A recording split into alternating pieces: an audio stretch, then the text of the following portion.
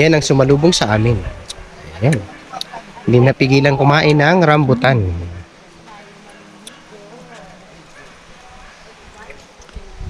Sabihin, mas maganda pa nga ilog dito kasi doon sa ano. Yan din, oh. Nagkakaguluhan. Ang rambutan. Grabe.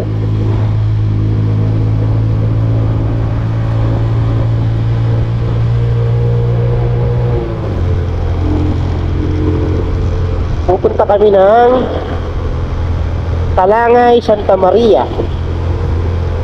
Dito kami sa backdoor dadaan. At hindi natin familiar ang kalsada. Higit tayo ni Mulong Travel.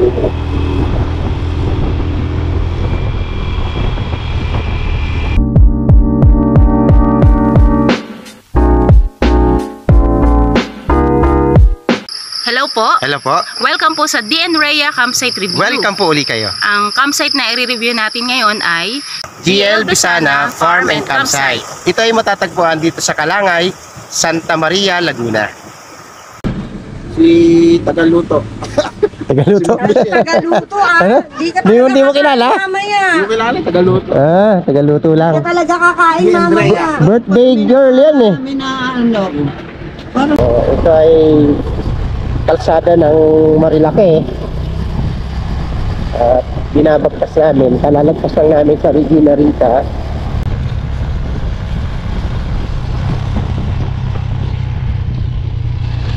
Wow.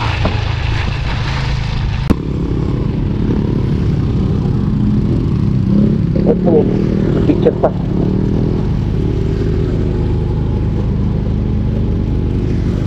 Tara na! Ha? Picture pa.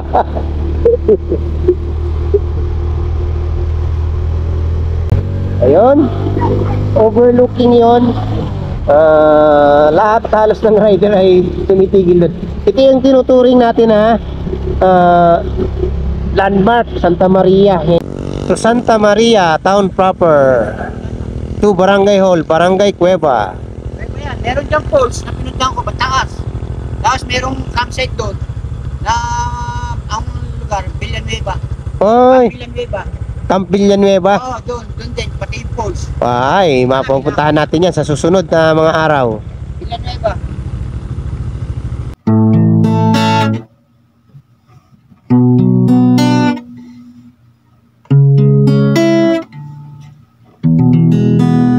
Wow, pine trees. Pine trees. Narating na namin ang 7-Up Hills. Ayan. Nagpahinga ang mga bikers. Ibig sabihin ito ay nahirapan silang umakyat. So ito ay pababa. Tayo ay preno to the max. Oh, sorry.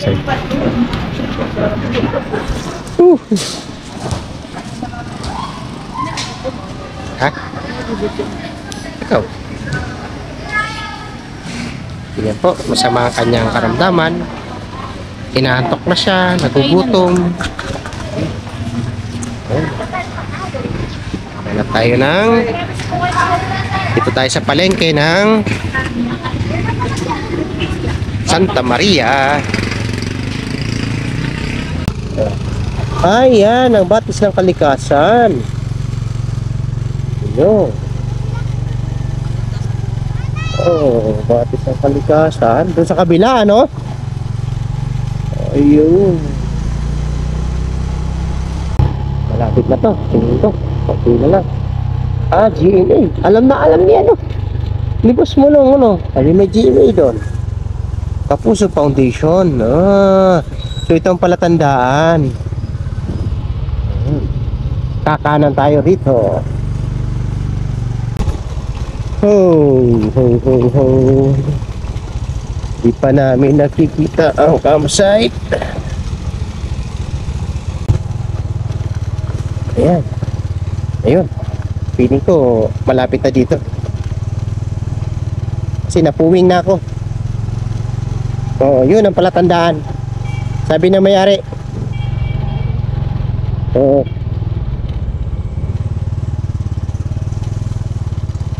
Oh, ba? Kakaliwa na tayo.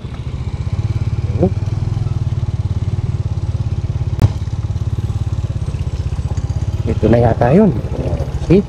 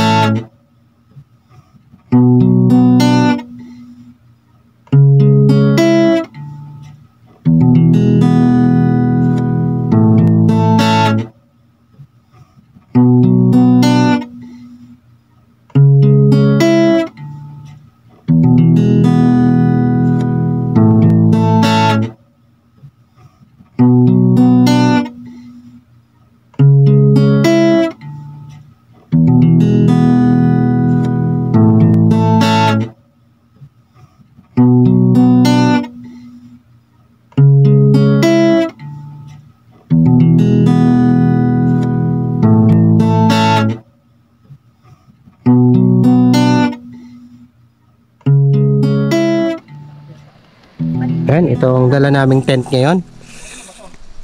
Montana muna. Tingnan natin ang setup nila. Ikutin natin. Yan. Setup namin. At meron kaming bubong. Medyo mainit kasi kaya nilagyan ko ng bubong. Yan. Ito ang setup ni Ma'am Lane. Ayan, bagong tent. Nature hike. Yan. Malamig sa loob dahil tagusan ng hangin. Ayan. Ito naman ang setup ni Sir Mulong. Ayan. Nature hike. Ayan. Dito kami magkukubo. Tingnan natin. Dito ay maraming prutas ng dalandan. Ang dami. Pitas ka lang. Ito ang setup ni Ma'am Michelle. Wow. Katago yung duyan. Kaya ba ito? Galing ah. Yan ang duyan ni Boss Waki. Ang setup ni Boss Vic. At nandun naman kay Enzo. Yeah. Oh, grabing dugtungan nyo dito ah. Fiesta. Yan. Ito yung naka-L kami ngayon, naka-L. Dahil pagdating namin mayroon ng ibang campers na nauna sa amin. Nakapwesto na sila sa baba ng ilog. Okay. So ngayon magluto muna tayo ng pananghalian natin. Ito yung mga nauna. Nakapwesto na sila. Ito isang kubo, kinuha pa rin namin. Para may lagayan kami ng ibang pagkain. Nandito ang hamok ni Sir Mulong. Ang kapal mo magbalat. Wala nang matitira. Meron yan. Lahat na inubos mo. Wala ka nang itinira. Nagtira sa sarili mo.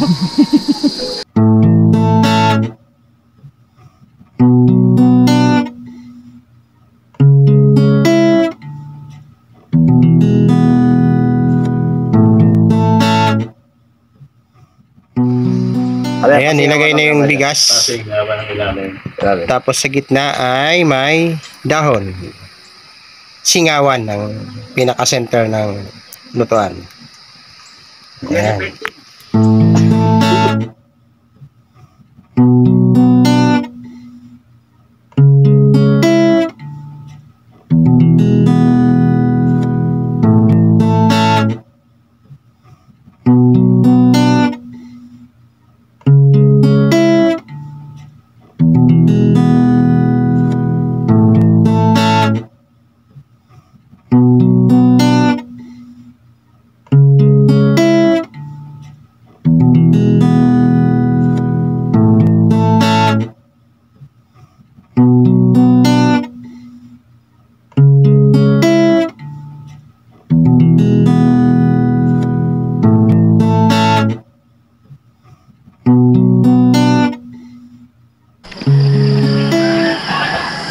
Ayan, time check 5:45. Ayan.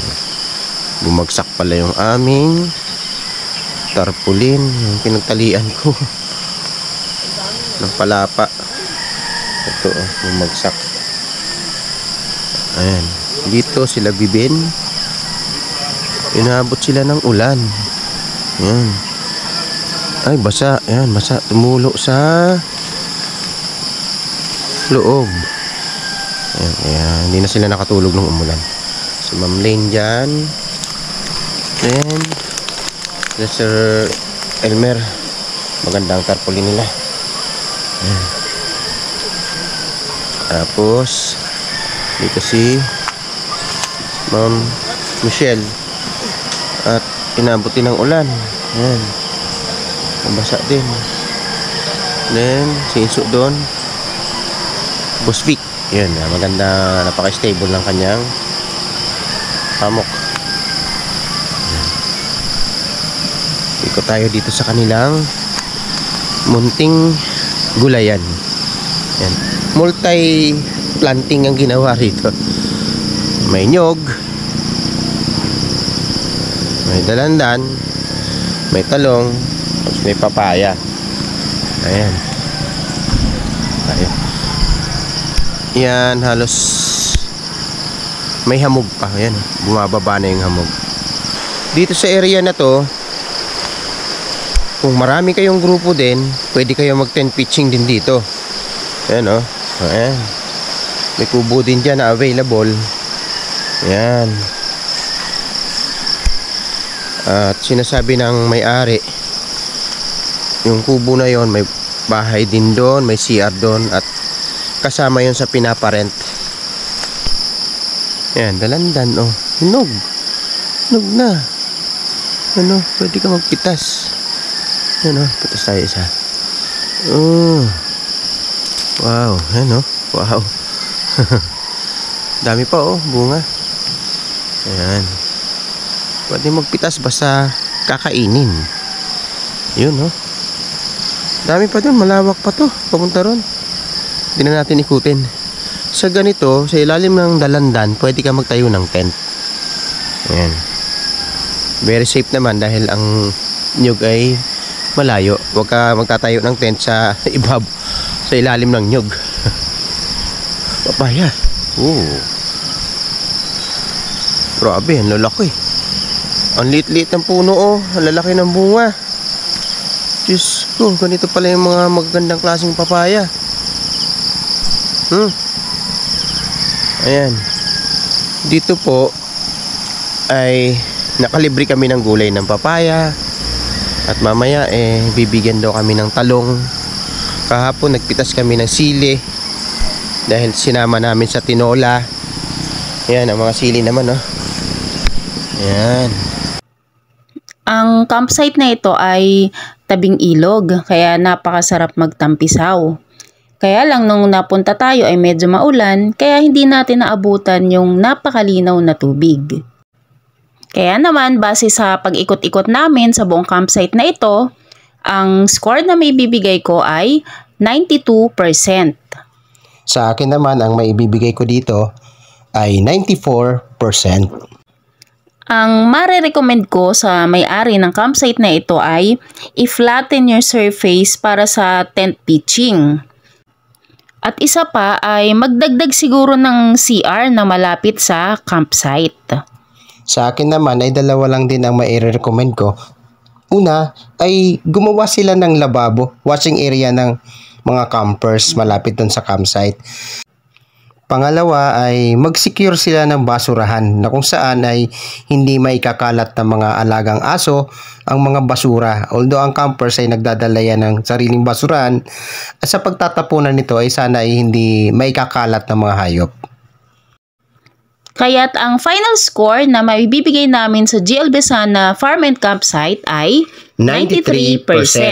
Ito ay highly recommended natin sa mga magkakaibigan na gusto mag-camping, lalong-lalo na yung malapit dito sa Santa Maria, Laguna. Napakamura lang ng kanilang entrance fee. Overnight stay doon ay 50 pesos lang at free na ang tent pitching. Wala ka nang babayaran. Ang kubo ay 300 pesos lang din naman, napakamura. Ito ay may tuturing pa rin natin na raw campsite ito. No? Masarap campingan, lalo na yung mga naghahanap ng ganitong klase, ay puntahan nyo po ito. Ang moral lesson na natutunan natin sa campsite na ito ay fruit o bunga. Dahil nung pumunta tayo roon, ang pasalubong sa atin ay iba't ibang klase ng prutas. We may not choose the fruit that we want to become, but we can make it the sweetest. Simula pa lang ng buhay natin, may mga mahal tayo sa buhay na nag-invest sa atin kung anong magiging bunga natin sa hinaharap. Mapalad ang mga batang hindi hinahayaang madapuan ng insekto ng kanilang mga magulang para tuluyang maging makinis at matamis na bunga. Ngunit, hindi lamang insekto ang pumipigil sa tuluyang paghinog. Minsan, may kidlat na muntikan ng tamaan ang pausbong pa lamang na bunga. Nandyan din ang mga malalakas na hangin na muntikan ng tumangay at mapadpad sa malayo. Ang malalaking butil ng ulan naman ay halos dalhin ang bunga sa rumaragasang tubig. Napakaraming dapat pagdaraanan para makamit ang minibithing bunga.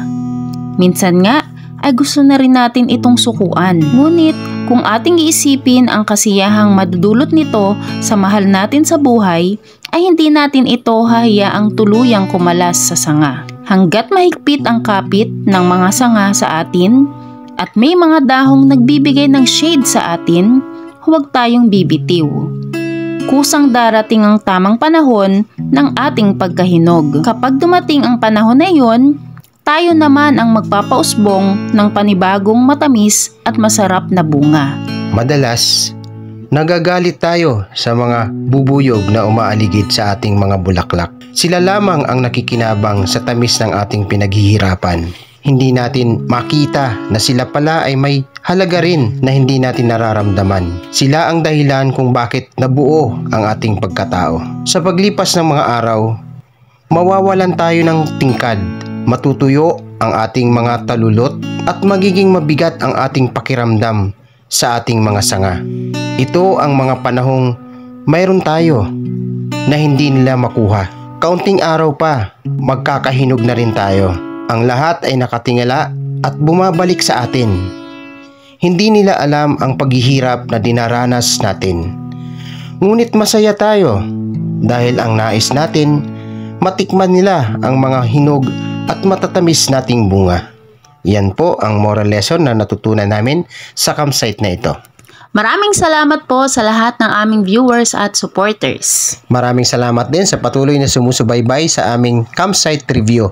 Kaya naman, let's get closer to nature. Let's come!